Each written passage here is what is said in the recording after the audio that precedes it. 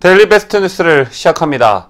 탄핵의 광풍 이후 벌써 세 번째 겨울을 맞고 있습니다. 시간이 많이 흐르긴 했지만 아직도 수많은 우리 진영의 인사들은 차디찬 감방 안에서 겨울을 보내고 있습니다. 법치국가에서 죄가 있다면 당연히 법리에 따라 죄값을 치러야 하는 게 인지상정이겠지만 수많은 우파 진영 인사들과 지난 정부에서 일했던 사람들이 무슨 그리 많은 죄를 지었길래 저런 대우를 받아야 하나를 생각해보면 머리끝까지 차오르는 분통을 참기가 힘들어집니다. 오늘 자정 이른바 국정농단 사태를 방조한 혐의 등으로 구속돼 재판을 받고 있는 우병우 전 청와대 민정수석이 구속 만료로 석방됐습니다. 2017년 12월 15일 서울구치소에 수감된 지 384일 만의 일입니다. 이날 오전 0시 7분께 정장 차림으로 구치소를 빠져나온 우 전 수석은 심경이 어떠냐라는 취재진의 질문에 침묵했습니다. 검찰이 구속기간 만료를 부당하다고 했는데 어떻게 생각하냐는 질문에도 답하지 않고 준비된 차로 이동했습니다. 한편 구치소 앞에는 전날 오후 9시께부터 애국 시민들 100여 명 이상이 모여 우 전 수석의 석방을 기다렸습니다. 일부 유튜브 애국 방송들도 이를 실시간으로 중계하기도 했는데 이들은 석방을 환영합니다, 고생하셨습니다 등 문구가 적힌 플랜카드를 들고 우병우 힘내라를 외쳤습니다. 경찰은 3중대 180명을 동원해 돌발 상황에 대비했지만 별다른 일은 없었습니다. 우 전 수석은 미르 K스포츠재단 관련 최순실 씨 등의 비위 사실을 알고도 감찰하지 않고 안종범 전 청와대 정책조정수석에게 법률 대응책을 자문해주는 등 국정농단 사태를 방조한 혐의로 재판에 넘겨져 지난해 2월 1심에서 징역 2년 6개월을 선고받았습니다. 또한 우 전 수석은 추병호 전 국정원국익정보국장에게 이석수 전 특별감찰관을 뒷조사해 보고하도록 불법 사찰한 혐의로 재판에 넘겨져 지난달 7일 1심에서 징역 1년 6개월을 선고받았습니다. 개인적으로 조국 민정수석에게도 이 같은 잣대가 반드시 드리워지기를 바랍니다. 다시 본론으로 들어가 1심에서는 두 혐의가 분리된 채 재판이 진행됐지만 현재 서울고법 형사 2부에서 병합돼 심리 중입니다. 형사소송법에 따르면 법원은 피고인 구속기간을 첫 2개월에 다시 2개월씩 총 2차례 연장해 최장 6개월까지 늘릴 수 있고 항소심과 상고심에선 2개월씩 3차례까지 구속할 수 있습니다. 검찰은 불법 사찰 혐의 1심 선고 전 우 전 수석의 구속기간이 만료되자 지난해 7월 2일 국정농단 방조 혐의를 심리 중인 항소심 재판부에 구속을 요청했고 영장을 발부받아 구속을 유지했었습니다. 하지만 국정농단 방조 혐의 항소심의 구속 가능 기간 6개월이 이날 만료됐고 재판부에서 불법 사찰 혐의에 대한 구속은 필요하지 않다고 판단해 우 전 수석은 1년여 만에 풀려나게 된 것입니다. 우병우 전 수석의 석방을 두고 우파 진영에서는 대체적으로 환영하는 분위기가 감지돼 있고 우 전 수석의 활약을 기대하는 분위기들도 감지되고 있습니다. 오늘 이 시간에는 우병우 수석을 잘 모르시는 분들을 위해 우 수석과 관련된 일화를 정치적 편견 없이 소개시켜 드리도록 하겠습니다. 우 전 수석을 수식하는 말 중 빠질 수 없는 것 중 하나가 바로 사법시험 최연소 합격이라는 수식어입니다. 우 수석은 서울대 3학년에 재학 중인 1987년 약관의 나이에 사법시험에 합격했습니다. 1990년 사법연수원을 졸업한 그가 검사로 임관할 때 성적은 2등이었습니다. 그는 초임을 서울중앙지검에서 보냈지만 1992년 대구지검 경주지청에 있다가 이듬해인 1993년 인사철도 아닌 시점에 갑자기 밀양지청으로 전보 조치됩니다. 우 수석은 경주지청에서 지역 토착기업인 모개바를 전격 압수수색하며 메스를 들이댔습니다. 사건을 몇 개월 쥐고 있다가 대명천지의 밀양지청으로 날아간 것입니다. A개발 회장인 황아무개 씨는 지역 유지였고 그가 소유한 땅을 밟지 않으면 돌아다니기가 힘들다는 말이 돌 정도였습니다. 그런 글을 서울에서 갓 굴러 들어온 임관 3년차 새파란 검사가 손을 댄 것입니다. 검찰 내선 황 씨가 YS와의 친분을 이용해 우 민정수석을 내쳤다는 소문이 돌았다고 합니다. 그를 잘 아는 한 검사는 6살에 학교에 입학해 20살에 사시에 합격한 사람이다라며 엘리트 코스만 걸어오다 처음 쓴맛을 본 것이다라고 말했습니다. 이 사건으로 나름 인생 공부를 하지 않았겠냐라며 그 뒤 그가 인사에서 크게 물먹은 적은 없다고 말했습니다. 이후 우수석은 빼어난 수사 감각과 업무 장악력으로 검사 생활 내내 승진 코스를 밟았습니다. 사실 그는 후배 검사 변호사들한테 인기가 별로 없었다고 합니다. 우 전 수석은 스스로 나를 싸가지 없다고 주위에서 말하는 걸 잘 안다. 사건 처리할 때 선배 변호사나 누구한테 전화가 오면 다 잘라버리니 누가 좋아하겠나라고 말한 적이 있습니다. 그런데도 한 부류는 우수석을 어김없이 좋아했다고 합니다. 그 부류들은 다름 아닌 그가 모신 직속 상관들입니다. 그만큼 검찰 내에서 우수석의 수사 능력에 이의를 다는 검사는 없었다고 전해집니다. 썩 유쾌한 느낌을 주지 않는 특유의 말투와 행동 탓에 유독 적이 많았지만 그를 좋아하는 검사도 싫어하는 검사도 수사는 최고라는 의견에는 입을 모았다고 합니다. 우수석 밑에서 일했던 한 검사는 머리가 엑설런트하게 좋다. 거기에다가 독종이다. 밤늦게 대충 일을 정리하고 들어가려고 하면 어김없이 방에 나타난다. 수사에 보완이 필요한 부분을 지시하고는 마무리될 때까지 기다린다. 수사 하나만큼은 그를 따라갈 사람이 없다고 말했습니다. 그에겐 특유의 방식과 원칙이 있었다고 합니다. 예를 들면 이렇습니다. 일단 피의자는 물론 가족과 지인 등 주변 정보를 가능한 한 모두 훑어 수집하고 준비가 끝나면 피의자를 불러 조사실에서 마주 앉은 뒤 잘못한 거 없습니까? 라고 묻고 백지 한 장을 주며 잘못한 일을 쓰라고 하는 것으로 전해졌습니다. 그리고 답변을 보고 준비한 수사 자료와 비교해 허점을 파고든다고 합니다. 피의자에 대한 객관적 정보를 머릿속에 갖고 상대를 살피면 진술의 거짓 유무를 판단하기 편하다는 게 우병우의 전략인 것입니다. 또 다른 수사 원칙도 있다고 하는데 피의자와 인간적 대화는 절대 나누지 않는다고 합니다. 피의자에 대한 사전 정보 없이 인간적으로 접근해 진술을 이끌어내는 검사들은 피의자와 부당하게 엮이는 경우가 많은데 우병우는 아예 처음부터 이를 단절했다는 것입니다. 이 때문에 특수부 출신의 한 검사는 우수석을 가리켜 수사를 갖고 흙을 백으로 바꾸는 등 장난치는 사람은 아니다라고 평가했습니다. 우수석 또한 자신에 대한 평가에 대해 가야 할 길이라고 판단하면 좌고우면하지 않고 고하는 스타일이다. 그렇게 가는 길에는 앞뒤 가리지 않는다고 말한 적이 있습니다. 이렇게 돌파력이 좋은 우수석이지만 그가 맡은 수사를 유심히 살펴보면 피의자 신병 처리와 압수수색 등 수사의 핵심 사항을 결정하는 과정에서 윗사람과 의견이 갈릴 때는 아예 등을 돌리는 극단적 상황은 항상 피했다고 합니다. 그는 2003년 서울중앙지검 특수 2부 부부장 시절 삼성 에버랜드 전환사채 헐값 발생 사건 때 공소시효 7년을 하루 앞두고 허태학, 박노빈 전 현직 에버랜드 사장을 전격 기소했습니다. 당시 수사를 잘 아는 한 검사는 우수석이 국면마다 전부 돌파해줬다고 말했습니다. 당시 수사팀은 삼성그룹의 구조본부까지 압수수색해야 한다고 강력 주장했으나 검찰의 한 고위 인사가 이를 무마했다고 합니다. 그러나 수사팀에서 삼성그룹 구조본부 압수수색을 주장한 사람은 바로 우수석이었다고 합니다.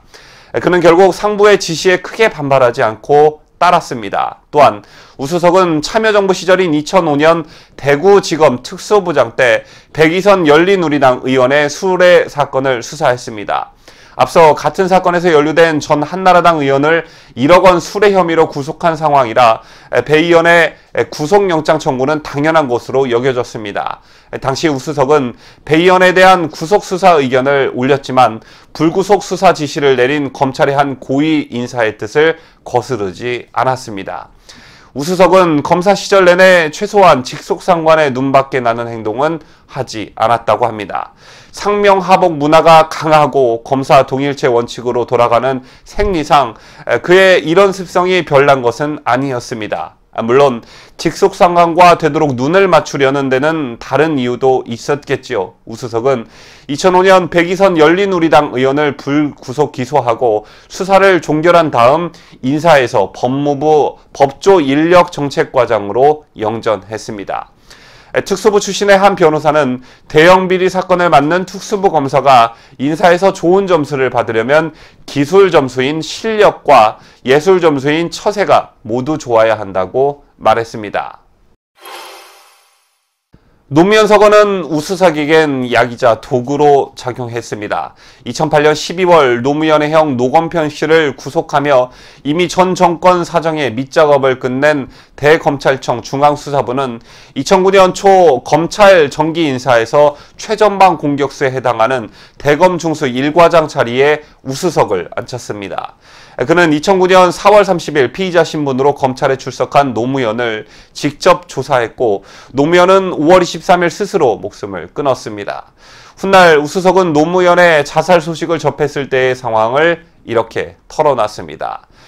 토요일 아침 그 얘기를 듣는 순간 머리가 멍해졌다. 아무 말도 하지 못했다. 눈앞이 캄캄했다. 우수석이 원했든 원치 않았든 그는 노무현을 수사한 뒤 이명박 정부에서 승승장구했습니다. 서거 책임론 따위는 안중에 없었던 이명박 정부는 그를 핵심 요직인 대검 범죄 정보기획관과 수사기획관에 잇따라 내리꽂으며 날개를 달아줬습니다. 하지만 노무현의 자살은 개인 우병우에겐 적지 않은 상처로 남아 있었던 듯합니다. 그는 대검 수사기획관 시절 기자와 만나 신문 일면에 사람 이름을 쓸 때는 사형 선고 내린다는 기분으로 쓰면 좋겠다. 그건 사회에서 그 사람을 격리시키는 거다. 내가 검사 생활을 하는 동안 수사할 때 2명이 목숨을 끊었다. 1명이 노 전 대통령이다. 요즘은 구속영장을 청구할 때 온몸이 아프다고 말한 바 있습니다. 그는 과거 한 사건을 회생하기도 했습니다. 초임 검사 때 200만 원 수뢰 혐의로 한 경찰에 구속영장을 청구하려고 했다. 그 경찰이 갑자기 무릎을 꿇었다. 상황이 불편해 내가 뒷걸음질 치니까 무릎 꿇은 자세로 계속 나를 따라왔다. 지금 같으면 영장을 청구하지 않았을 거다. 점점 마음이 무거워진다고 말했습니다. 그로서는 노무현의 자살에 따른 정신적 충격과 함께 수사의 정당성마저 부정하고 싶지 않은 심리적 딜레마가 있었던 것으로 보여집니다. 정권이 바뀌자 노무현 사건은 그에게 양날의 칼로 다가왔습니다. 이미 2차례 검사장 승진에서 미끄러진 우수석은 2013년 초 인사에서도 물을 먹었습니다. 2013년 2월 들어선 박근혜 정부로선 야당의 미움을 사고 있던 우수석을 굳이 검사장으로 승진시켜 여야 분위기를 악화할 이유가 없었던 게 아니냐는 해석이 나왔습니다.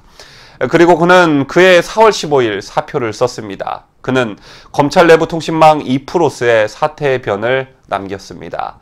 이제 보람은 가슴에 품고 짐은 내려놓고자 한다라고 말입니다. 그러나 1년 남짓 뒤인 2014년 5월 그는 중앙정치 무대의 한복판으로 화려하게 복귀하게 됩니다. 청와대 개각에서 대통령 비서실, 민정수석실, 민정비서관으로 전격 발탁된 것입니다.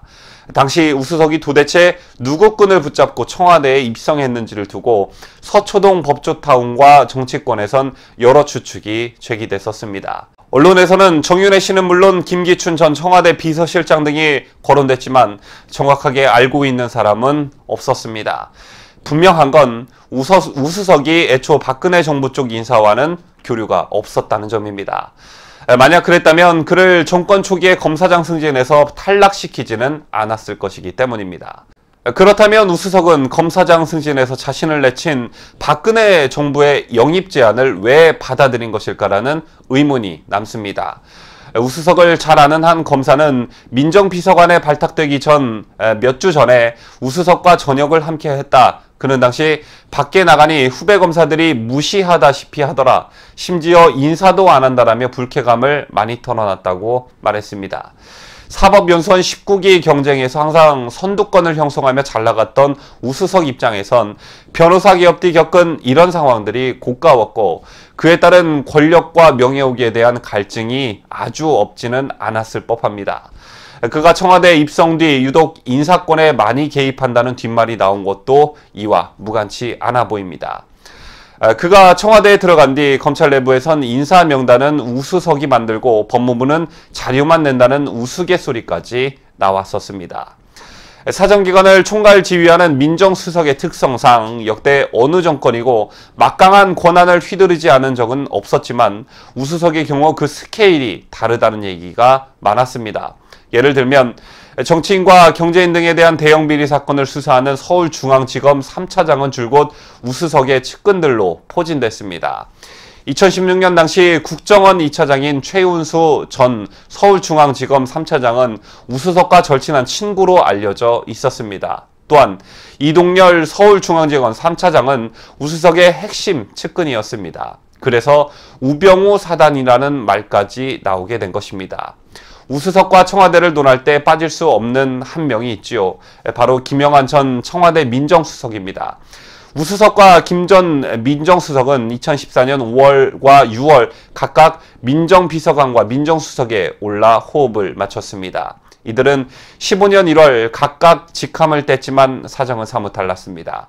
김 전 수석은 아예 옷을 벗었고 우수석은 그의 자리를 차지했습니다.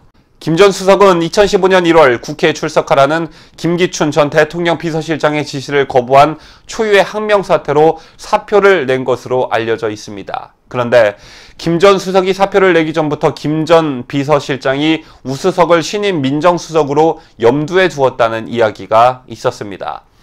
청와대 사정을 잘 아는 정부 고위 관계자는 김 전 수석과 우수석은 스타일이 완전 다르다. 김 전 수석은 상사에게 보고할 때 이럴 수도 있고 저럴 수도 있다는 식으로 한다. 반면 우 전 수석은 상황 전반을 빠짐없이 보고한 뒤 어떻게 해야 한다고 답을 하나 제시한다. 그리고 뒤처리를 깔끔하게 한다. 한마디로 그립이 다른 것이다. 상사 입장에서는 어떤 사람을 좋아하겠나. 김 전 비서실장이 나중에는 김 전 민정수석을 건너뛰고 당시 우 민정비서관에게 직접 보고를 받았다고 한다고 말한 바 있습니다. 청와대 내에서 우수석의 입지를 짐작할 만한 또 다른 일화가 있습니다. 2016년 4.13 총선을 앞두고 우수석 차출론이 한때 정가 이슈로 떠올랐었습니다.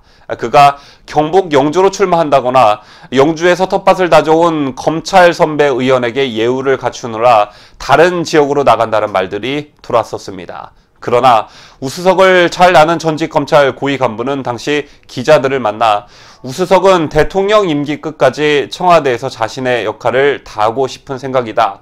국정을 보좌하며 쥐고 있는 권력과 그에 따른 성취감에 만족한다는 얘기를 들었다고 말한 바 있습니다. 사람들은 흔히 우수석을 박근혜 정부의 순장조로 분류하기도 합니다. 참여정부에서 청와대 홍보기획비서관을 지낸 양정철 우석대 교수는 노무현의 사람들, 이명박의 사람들이란 책에서 순장조란 표현의 저작권을 언급하며 순장조는 순장할 각오로 끝까지 대통령을 모신다는 뜻으로 여기서 끝까지는 퇴임 이유를 말한다고 쓴 바 있습니다. 하지만 끝까지 함께하고픈 그의 바람과 달리 우수석이 민정수석이란 직함을 달고 대통령과 끝까지 가지는 못했습니다. 그랬던 그가 오늘 새벽 석방되어 돌아왔습니다. 아직 남은 재판들이 첩첩상중입니다만 많은 우파 진영은 그의 신변이 정리된 후 어떤 식으로든 못다한 역할을 해주기를 바라고 있습니다. 1967년생 우병우 전 수석의 나이는 만으로 52세에 불과합니다. 아직 앞날이 창창하다는 얘기입니다.